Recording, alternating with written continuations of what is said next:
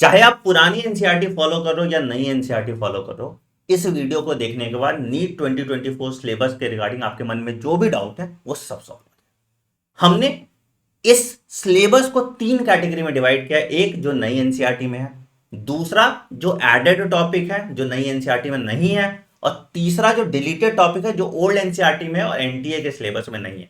तो हम सब कुछ के बारे में बताने वाले हैं, क्या पढ़ना है, कितना पढ़ना है और कहां से पढ़ना है, और ये भी लास्ट में बताएंगे आपको कि कौन से टॉपिक्स और चैप्टर्स पे आपको ज्यादा वेटेज देना है, ज्यादा ध्यान देना है, जिससे क्वेश्चन आने की प्रोबेबिलिटी ज्यादा। इस वीडियो को एंड तक जरूर देखिएगा, ठीक है।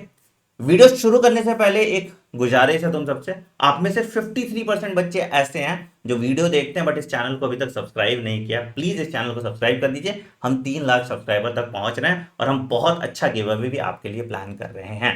खैर, आते हैं वीडियो पे और वीडियो की शुरुआत करते हैं। चलिए, तो पहला चैप्टर जो आपका है बेटा living world. Again living world से आप एक क्वेश्चन एक्सपेक्ट करते हैं। तो देखो यहां पे जो व्हाट इज लिविंग वाला पार्ट है, it is in your NTA syllabus but not in NCERT. जो नई एनसीईआरटी उसमें व्हाट इज लिविंग नहीं है बट एनटीए के सिलेबस में है, तो इसको हम एडेड टॉपिक के फॉर्म में डालेंगे। जो भी एडेड टॉपिक होगा उस पर मैं ये स्टार लगा दूंगा, ये एस्ट्रिक लगा दूंगा, ठीक है, ये देख रहे हो, ठीक है। तो आपको व्हाट इज लिविंग पढ़ना है, डाइवर्सिटी इन लिविंग वर्ल्ड पढ़ना है, टैक्सोनॉमिकल कैटेगरीज पढ़ना है, ठीक है। अब इसमें एक सवाल हर साल आता है और ज्यादा प्रोबेबिलिटी सवाल आने की कहां से सर, सबसे ज्यादा प्रोबेबिलिटी सवाल आने की टैक्सोनॉमिकल कैटेगरीज से होती है। किंगडम फाइलम वाला जो पूरा जो टेबल है वो टेबल जरूर देख के जाइएगा। टैक्सोनॉमिकल 8 से सवाल आता था, वो सवाल टैक्सोनॉमिकल कैटेगरीज में देखने को मिल जाएगा। व्हाट इज लिविंग से कैसा सवाल आता है, कौन डिफाइनिंग है, कौन नॉन डिफाइनिंग प्रॉपर्टी है, ठीक है। तो इसमें जो सबसे इंपॉर्टेंट टॉपिक कौन सा है, that is taxonomical categories. Second chapter पे आएंगे। सेकंड चैप्टर भी अगेन बहुत बहुत बहुत इंपॉर्टेंट चैप्टर है। सेम एनसीईआरटी आपको फॉलो करना है, नई पुरानी एनसीईआरटी में कोई चेंज नहीं है, तो आपको स्ट्रेस लेने की जरूरत नहीं है। इसमें जो सबसे इंपॉर्टेंट चैप्टर आपको, जो सबसे इंपॉर्टेंट टॉपिक आपको ध्यान रखना है, that is virus, viroids and prions और किंगडम फंगाई। इस पे सवाल आने की प्रोबेबिलिटी ज्यादा होती है और इससे आप 2 से 3 सवाल एक्सपेक्ट कर सकते हैं। तो ये इंपॉर्टेंट चैप्टर की कैटेगरी में आता है मेरे हिसाब से, मतलब छोटा चैप्टर है और इससे नंबर ज्यादा आते हैं, तो ये आप जरूर पढ़ के जाइएगा। तीसरा चैप्टर आते हैं, that is plant kingdom. Plant kingdom में सबसे ज्यादा क्वेश्चन जो आता है दैट इज एल्गे से आता है। सिलेबस के हिसाब से आप देखोगे तो ऑल्टरेशन ऑफ जनरेशन, जो प्लांट लाइफ साइकिल्स होते हैं, वो आपके नई एनसीईआरटी में नहीं दिया है, ना ही एनटीए सिलेबस में दिया है, बट आपको इसको पढ़ना है। क्यों पढ़ना है सर, क्योंकि लाइफ साइकिल तो तुम पढ़ते हो ना, एल्गे का, ब्रायोफाइट्स का, टेरिडोफाइट्स का, तो ये इंपॉर्टेंट है। Haplontic life cycle, diplontic life cycle, diplohaplontic life cycle, एक पेज का है। प्लीज इसको पढ़ के जाइएगा, इस पर सवाल आता है। और इस चैप्टर में एल्गे पे सबसे ज्यादा फोकस आना, क्योंकि एल्गे पे सवाल पूछा जाता है, ठीक है। एनिमल किंगडम अगेन ये इंपॉर्टेंट चैप्टर, इससे 4 सवाल आप एक्सपेक्ट करते हो। ज्यादातर सवाल इसके एग्जाम्पल पे आता है। और अगर इस चैप्टर को तुम टेबल के फॉर्म में पढ़ोगे, जैसे तुम मेरी 30 डेज वाली बुक में देखोगे, यहाँ पे देखो हम लोग ज्यादातर चीज सब कुछ टेबल के फॉर्म में आपको बना के देते हैं, तो इससे तुम्हें याद आसानी से हो जाएगा। तो अगर आपका 30 डेज बुक है तो इस चैप्टर को तो खास करके 30 डेज बुक से अच्छे से कंप्लीट करना। और ये चैप्टर से 4 सवाल आपके आएंगे। क्या इंपॉर्टेंट है सर, तो आप देखोगे यहाँ पे कोऑर्डिनेट्स पे सवाल ज्यादा पूछा जाता है, तो ये वाला पार्ट आप अच्छे से कर लीजिएगा। और आर्थ्रोपोडा पे सवाल पूछा जाता है, ठीक है। तो ये इंपॉर्टेंट पार्ट हो गया इस चैप्टर का। मॉर्फोलॉजी इन फ्लावरिंग प्लांट्स की अगर हम बात करेंगे तो बेटा देखो, root, stem, leaf, root modification, stem modification, leaf modification आपके नई एनसीईआरटी में नहीं दिया, बट आपको पढ़ना है, ठीक है। इन्फ्लोरेसेंस, फ्लावर, इसमें फ्लावर पे सबसे ज्यादा सवाल आता है। ओवरी के पोजीशन पे आ जाता है, प्लेसेंटेशन पे आ जाता है ना, और उसके बाद एस्टिवेशन पे आ जाता है। तो एग्जाम्पल पे ही सवाल आता है और ज्यादातर सवाल यहीं से पूछा जाता है, ठीक है। प्लांट फैमिलीज में एनटीए ने कंफ्यूजन क्रिएट किया कि एडेड टॉपिक में कुछ प्लांट फैमिली दे दिया, जैसे मालवे से दे दिया, क्रूसिफेरे से दे दिया, लेग्यूमिने से दे दिया, कॉम्पोजिटे दे दिया और ग्रामीने से दे दिया। बट मैं आपको रेकमेंड करूंगा तो आपको ये प्लांट फैमिलीज नहीं पढ़नी चाहिए। एनटीए से गलती हुआ है बेटा। देखो एनटीए ने पहले, बहुत पहले हमारे टाइम में जब हम एग्जाम देते थे, उस टाइम पे ये क्वेश्चंस पूछे जाते थे, अब नहीं आता। तो आपको जो प्लांट फैमिलीज पढ़ना चाहिए, सबसे वन प्रायोरिटी पे सोलाने से पढ़ना चाहिए, क्योंकि वो आपके नए एनसीईआरटी में दिया हुआ है। दूसरा फैबेसे, क्योंकि लेग्यूमिनेसे फैबेसे समझते हो, फैबेसे पढ़ना चाहिए, और लिलिए से ही पढ़ लेना चाहिए। तो अगर आपको पढ़ना है प्लांट फैमिली तो ये वाला पढ़िएगा। ये वाले प्लांट फैमिलीज पढ़ने की जरूरत नहीं, मैं 100% दावा के साथ कह सकता हूँ इस पर सवाल नहीं आएगा, तो आपको लोड लेने की जरूरत नहीं है, ठीक है। एनाटॉमी इन फ्लावरिंग प्लांट्स की बात करेंगे। एनाटॉमी इन फ्लावरिंग प्लांट में टिश्यू, परमानेंट टिश्यू जो है ये आपके न्यू एनसीईआरटी में नहीं है, बट आपके एनटीए सिलेबस में, इसलिए मैंने इस पर स्टार लगाया, आपको पढ़ना है, ठीक है। और ज्यादातर सवाल जो इसके आता था वो सेकेंडरी ग्रोथ से आता था। अब सेकेंडरी ग्रोथ नहीं है तो सवाल आपको anatomy and morphology of dicot stem पे देखने को मिल जाएगा। दो सवाल यहां से आएगा एक सब टॉपिक से। तो अब ये चैप्टर छोटा हो गया है और सेकेंडरी ग्रोथ वाला पार्ट थोड़ा कंफ्यूजिंग भी था। अब यहां से सवाल जो आएगा वो इजी सवाल आएगा, तो इस चैप्टर को आप अच्छे से कंप्लीट कर सकते हैं, ठीक है। प्लांट मॉर्फोलॉजी को भी इंपॉर्टेंट चैप्टर की लिस्ट में डालना। जो मैं इंपॉर्टेंट बोल रहा हूं बेटा, मतलब उससे 3 से 4 सवाल आ रहे हैं और टाइम कम लगेगा, डायरेक्ट सवाल आएंगे, कंफ्यूजिंग सवाल नहीं आएंगे। तो इन चैप्टर्स को पहले कीजिएगा। लगेगा तुमको प्लांट मॉर्फोलॉजी अरे यार सब बहुत रटना है, बट रटने वाली चीजों का फायदा यह होता है कि डायरेक्ट सवाल आते हैं, घुमा नहीं सकता इसको सवाल को, ठीक है। स्ट्रक्चरल ऑर्गेनाइजेशन, अगेन यहां पे भी एनिमल टिश्यू आपके इसमें नहीं है, न्यू एनसीईआरटी में नहीं है, बट आपके एनटीए सिलेबस में, तो आपको उसको पढ़ना ही है। टिश्यू क्यों पढ़ना है सर? ह्यूमन फिजियोलॉजी में तुम देखते हो सारे टिश्यू तुमको पढ़ने पड़ते, तो पढ़ना तो पड़ेगा तुमको, तुम्हारे पास कोई ऑप्शन नहीं है, ठीक है। कॉकरोच ही पढ़ना है, फ्रॉग ही पढ़ना है। पहले भी कॉकरोच और फ्रॉग से सवाल आया हुआ है, तो ये ढंग से पढ़िएगा। दो दो सवाल आप इन दोनों से देख सकते हैं, ठीक है सर। अर्थवर्म आपके सिलेबस में नहीं है, ना अर्थवर्म में पहले सवाल आया, ना अर्थवर्म से ना अब आएगा।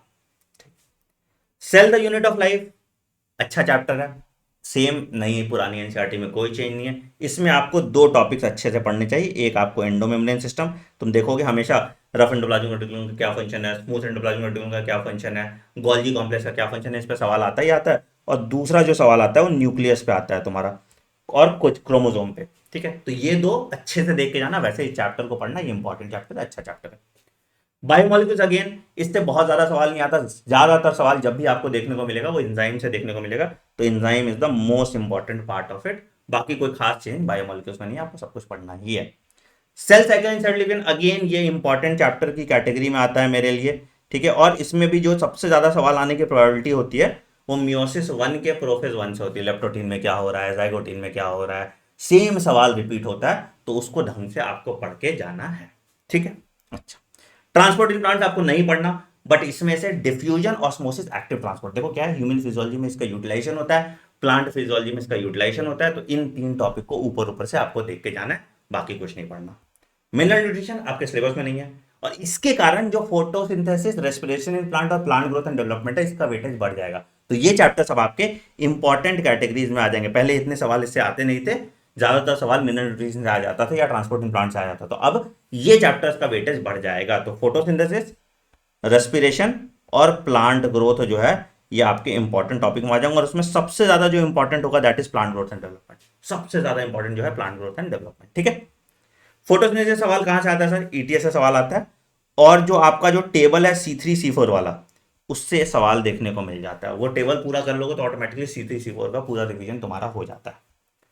रेस्पिरेशन प्लांट की बात करेंगे, एरोबिक रेस्पिरेशन जो आपका क्रेब्स साइकिल है उस पर सवाल आता है, और रेस्पिरेटरी क्वोशंट से भी आप सवाल एक्सपेक्ट कर लेते हो। तो ये दोनों इंपॉर्टेंट है, ठीक है। प्लांट ग्रोथ एंड डेवलपमेंट को बिल्कुल करके जाना, छोटा चैप्टर हो गया इसमें। फोटो पीरियोडिज्म हटा दिया, वनलाइजेशन हटा दिया, सीड डोर्मेंसी हटा दिया। तो सबसे ज्यादा सवाल कहां से आएगा सर? प्लांट ग्रोथ रेगुलेटर्स, और हर बार इसी पे आता है। तो ये वाला टॉपिक ऑक्सीजन, साइटोकाइनिन, और सेम सवाल हर साल रिपीट होता है, तो इसको must must must do topic है, इसको करके ही जाना, ठीक है। मैं जो बॉक्स में लगा रहा हूं सिर्फ उसको करके चले जाओगे, तुम्हारे 250 नंबर ज्यादा आ जाएंगे बायोलॉजी में, तो ये करके जाना, ठीक। चलिए, डाइजेशन एब्जॉर्प्शन नहीं पढ़ना आपको, इसमें बस 2 टॉपिक देख लेना, malt, mucosal associated lymphoid tissue, क्योंकि लिम्फेटिक सिस्टम में तुमको पढ़ना पड़ता है। लैक्टियल, एब्जॉर्प्शन ऑफ फैट कराता है। ये 2 चीज बस देख लेना, बाकी कुछ नहीं पढ़ना। Breathing and exchange of gases, mechanism of breathing and respiratory disorder पे ज्यादा सवाल आता है, बाकी तो सेम एनसीईआरटी फॉलो करो। रेस्पिरेटरी डिसऑर्डर सोचो 3 डिसऑर्डर है सिर्फ, ऑक्यूपेशनल रेस्पिरेटरी डिसऑर्डर, एम्फाइसेमा और एस्मा, इन तीनों पे सिर्फ सवाल आ रहा है। सोच रहे हो कितना कंस्ट्रक्टेड वे में सवाल पूछा जा रहा है। बॉडी फ्लूइड सर्कुलेशन में भी अगेन डिसऑर्डर से सवाल पूछता ही पूछता है। ह्यूमन फिजियोलॉजी का डिसऑर्डर्स का अलग से चार्ट बना लो, तुम्हारे 4 से 5 सवाल वहां से आ जाएंगे, ठीक है। ब्लड पे सवाल पूछता है, खास करके ल्यूकोसाइट्स पे सवाल पूछता है। बॉडी फ्लूइड सर्कुलेशन भी एनसीईआरटी से ही आपको पढ़ना है, कुछ नहीं है उसमें। Excretory products, regulation of kidney function, जो रास है, एएनएफ है, और तुम्हारा एडीएच है, इन पे सवाल आता है, और डिसऑर्डर्स पे सवाल आता है, इस चैप्टर से इंपॉर्टेंट है। Movement and locomotion, structure of muscle पे सवाल आ जाता है, आई बैंड कॉन्ट्रैक्ट किया, ए बैंड किया, सार्कोमियर का स्ट्रक्चर। जॉइंट्स पे सवाल आता है, और डिसऑर्डर्स पे सवाल आता है। डिसऑर्डर्स जैसे मैंने बोला एक चैप्टर बना लो अलग से उसका। न्यूरल कंट्रोल एंड कोऑर्डिनेशन, अब आपका spinal cord, reflex action, eye ear ये हट गया, तो बच गया सीएनएस, उस पर सवाल आएगा और न्यूरॉन के स्ट्रक्चर पे सवाल आएगा। तो सीएनएस और स्ट्रक्चर ऑफ न्यूरॉन पे थोड़ा वेटेज दीजिएगा, क्योंकि ह्यूमन फिजियोलॉजी में भी डाइजेशन का भी वेटेज इसी सब पे चैप्टर पे आएगा। ठीक है, ह्यूमन फिजियोलॉजी का सबसे इंपॉर्टेंट चैप्टर जो है बेटा वो है केमिकल कंट्रोल एंड कोऑर्डिनेशन। इस पे सबसे ज्यादा सवाल आता है। कहां से सवाल आता है सर? इस पे जो सवाल है वो डिस्ट्रीब्यूटेड वे में है। जैसे हॉर्मोन्स पे सवाल पूछता है, कौन सा क्या हार्मोन करेगा, उससे क्या डिसऑर्डर होगा, उस पे सवाल पूछा जाता है ज्यादातर। बट ज्यादातर सवाल यहाँ भी डिसऑर्डर्स पे आता है। ठीक है, तो वो आपको ढंग से करना है, और टाइप्स ऑफ हार्मोन पे आता है, वो भी आपको ढंग से करना है। ये हो गई आपकी क्लास 11 की बात। इसका पूरा पीडीएफ बेटा आपको मेरे टेलीग्राम चैनल t.me/anandmani001 पे मिल जाएगा। ठीक है, ताकि आप इससे इंपॉर्टेंट टॉपिक्स को एक्सट्रैक्ट कर पाए, उसको फॉलो कर पाए। ठीक, क्लास 12 की बात करेंगे।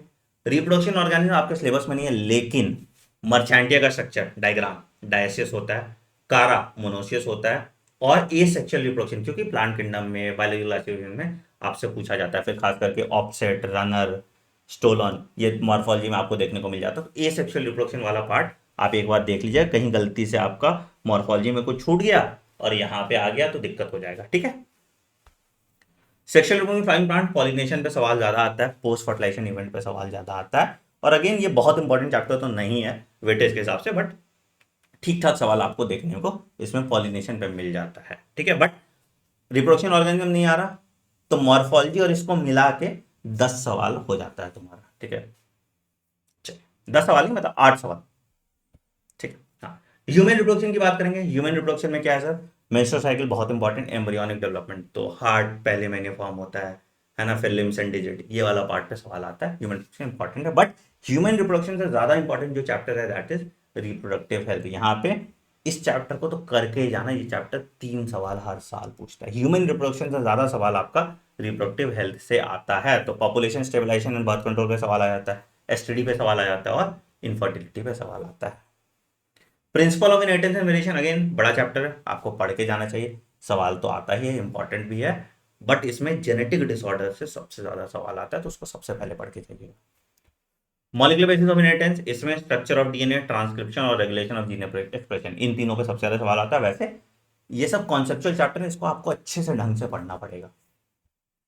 इवोल्यूशन की बात करेंगे, evidences of organic evolution, analogous organ, homologous organ, इस पे सवाल की प्रोबेबिलिटी ज्यादा होती है। Theories of organic evolution, natural selection, Lamarck का थ्योरी, तुम्हारा ह्यूगो डी व्राइस का थ्योरी, इन सब पे सवाल आने की ज्यादा चांसेस होती है। और टेबल जो इवोल्यूशन का है, जो देखोगे 2 डायग्राम बना हुआ टेबल, वो टेबल मिस मत करना, ब्रीफ हिस्ट्री ऑफ टाइम, इस पे सवाल आएगा।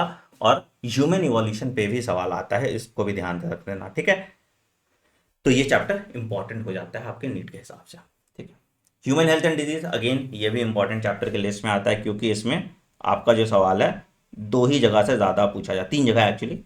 एक कॉमन डिजीजेस पे बेसिक बेसिक सवाल होता है, एकदम डायरेक्ट सवाल। इम्यूनिटी पे डायरेक्ट सवाल आपको देखने को मिल जाता है। ड्रग एंड अल्कोहल अब्यूज पर डायरेक्ट सवाल आपको देखने को मिल जाता है, तो इस चैप्टर को जरूर कीजिएगा। ठीक है, स्ट्रैटेजी ऑफ फूड प्रोडक्शन आपके सिलेबस में नहीं है, बट उसका एक पैराग्राफ बायोटेक्नोलॉजी यानी इस एप्लीकेशन में दिया है। ग्रीन इवोल्यूशन वाला जो पैराग्राफ है, जहाँ पे सोमैटिक हाइब्रिडाइजेशन की बात कर रहा है, तो वो पैराग्राफ देख लीजिएगा, उसको बायोटेक्नोलॉजी यानी इस एप्लीकेशन में दिया हुआ है। माइक्रोब्स अगेन ये सबसे इंपॉर्टेंट चैप्टर है, और एक ही जगह से इससे हर बार सवाल पूछा गया। Cyclosporin, statin, sewage treatment plant, lactic acid bacteria, Swiss cheese, Roquefort cheese, मतलब एक पेज का नोट्स बनाओगे 8 नंबर पाओगे, तो इस चैप्टर को बिल्कुल स्किप मत करना। Biotechnology principle and process, tools end of recombinant DNA technology, इस पे सवाल आ जाता है। वेक्टर का, तुम्हारा इंजाइम्स पे, इन सब पे सवाल आ जाता है। कॉन्सेप्चुअल चैप्टर है, ढंग से पढ़ोगे तो तुम्हारे इसके सवाल बन जाएंगे, बट उससे ज्यादा इंपॉर्टेंट ये वाला चैप्टर हो जाता है, दैट इज बायोटेक्नोलॉजी एप्लीकेशन। इससे डायरेक्ट सवाल पूछा जाता है, और ये सवाल तुमसे बन भी जाएगा, तो इसको आप अच्छे से कीजिएगा। ठीक है, फिर आते हैं इकोलॉजी पे। इकोलॉजी सबसे इंपॉर्टेंट यूनिट है बॉटनी का, क्योंकि एक तो आपका चैप्टर खत्म हो गया, सिलेबस छोटा हो गया, तो इसके हर एनसीईआरटी लाइन से सवाल पूछने की प्रोबेबिलिटी बढ़ जाती है, और खास करके पॉपुलेशन इंटरेक्शन सवाल आएगा। ठीक है, ऑर्गेनिज्म एंड एनवायरनमेंट आपके न्यू एनसीईआरटी में नहीं दिया है, बट एनटीए के सिलेबस में तो आपको करना है। ठीक है, और पॉपुलेशन इंटरेक्शन अच्छे से करके जाना है। वंश पर लॉजिस्टिक ग्रोथ कर्व अच्छे से करके जाना है, क्योंकि उस पर सवाल आने की प्रोबेबिलिटी ज्यादा बढ़ जाती है। इकोसिस्टम की बात करेंगे, प्रोडक्टिविटी पे सवाल आता है, प्राइमरी प्रोडक्टिविटी, जीपीपी, एनपीपी पे सवाल आता है। इकोलॉजिकल पिरामिड पे सवाल आएगा। इकोलॉजिकल सक्सेशन नहीं है, न्यूट्रिएंट साइक्लिंग नहीं है, इकोसिस्टम सर्विसेज नहीं है आपके सिलेबस में। बायोडाइवर्सिटी एंड कंजर्वेशन, अगेन ये भी इंपॉर्टेंट चैप्टर है, उसमें खास करके सवाल आता है आपका एक्सिटू इंसिटू कंजर्वेशन में बहुत ज्यादा, ठीक है।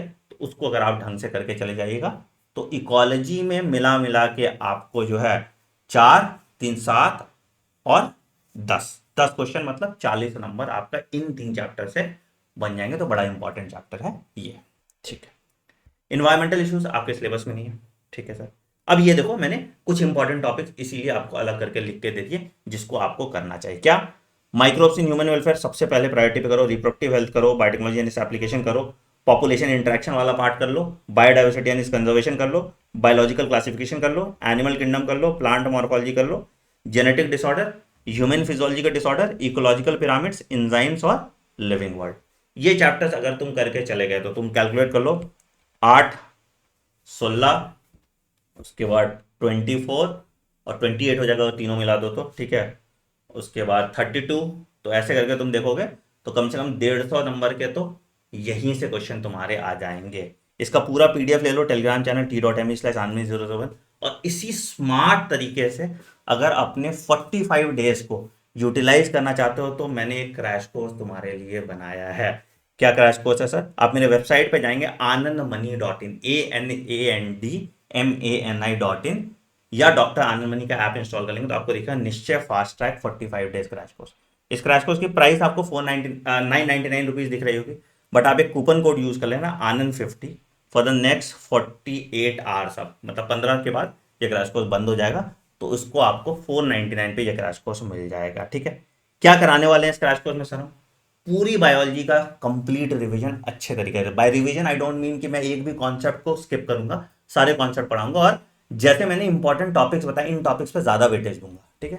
प्लस बायोलॉजी के 2000 क्वेश्चन हम क्लास में प्रैक्टिस करेंगे, 100 कॉन्सेप्ट फिजिक्स का करेंगे और 100 कॉन्सेप्ट केमिस्ट्री का करेंगे, प्लस हजार हजार क्वेश्चन करेंगे, 10 full syllabus mock test online तुम्हारा कराएंगे, और ये सब कुछ आपको सिर्फ और सिर्फ 499 मिल रहा है। तो मतलब तुम चाहे रिवीजन कर लो या नीट क्वालिफाई करना है तुमको, या 300-400 नंबर तक लाना है, आप इस क्रैश कोर्स की मदद से ला पाएंगे। तो फटाफट इस क्रैश कोर्स को एनरोल कर लीजिए, 15 तारीख से इसकी क्लासेस स्टार्ट हो रही हैं। पूरा शेड्यूल बेटा आपको मेरे टेलीग्राम चैनल t.me/anandmani01 पे मिलेगा। तो देखो कौन कौन से हम कॉन्सेप्ट करने वाले हैं, ये भी आपको टेलीग्राम चैनल पे देखने को मिलेगा। तो फटाफट इस क्रैश कोर्स में एनरोल कर लीजिए और इस वीडियो को सभी बच्चों के साथ शेयर कीजिएगा। अगर आपको फिजिक्स और केमिस्ट्री का भी इसी तरह से डिटेल्ड वीडियो चाहिए तो कमेंट सेक्शन में मेंशन कीजिएगा, क्योंकि तुम मेरे फिजिक्स केमिस्ट्री के वीडियो नहीं देखते हो, तो अगर तुमको मुझसे चाहिए तो कमेंट सेक्शन में मेंशन करना, मैं तभी वीडियो बनाऊंगा। On that note I am ending video पसंद आए वीडियो को लाइक कीजिएगा, चैनल को सब्सक्राइब कीजिए और बेल आइकन दबा दीजिएगा ताकि आप कोई नोटिफिकेशन मिस ना करें। मिलते हैं अगले वीडियो में, take care, bye bye, have a great day, thank you.